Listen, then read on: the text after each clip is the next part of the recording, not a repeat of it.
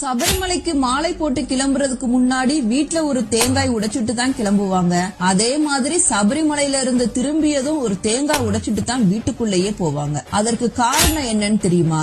ஐயப்பன் கருப்பண சுவாமி கிட்ட மாலை போட்டு விரதம் இருந்து சபரிமலைக்கு வர பக்தர்களை நான் பார்த்துக் கொள்வேன், அவர்களுடைய குடும்பத்தாரை பார்த்துக் கொள்வது உன் பொறுப்பு அப்படின்னு ஐயப்பன் கருப்பண சுவாமிக்கு கட்டளையிடுறாரு. இத நான் எப்படி தெரிஞ்சுக்கிறது அப்படின்னு கருப்பண சுவாமி கேட்கிறார். சபரிமலைக்கு வீட்ல இருந்து கிளம்புறதுக்கு முன்னாடி ஒரு தேங்காய் உடைப்பாங்க. அந்த தேங்காய் சத்தத்தை கேட்ட உடனே அவங்க வீட்டுல போய் நீ காவலா இருக்கணும் அப்படின்னு சொல்றாரு. எவ்வளவு நாள் நான் காவலா இருக்கிறது அப்படின்னு கருப்பண சுவாமி கேட்கிறார். சபரிமலையில இருந்து திரும்பி வர்றப்ப இன்னொரு தேங்காய் உடைப்பாங்க. அந்த தேங்காய் சத்தத்தை கேட்டதும் நீ கிளம்பலாம் அப்படின்னு ஐயப்பன் கருப்பண சுவாமி கிட்ட சொல்றாரு.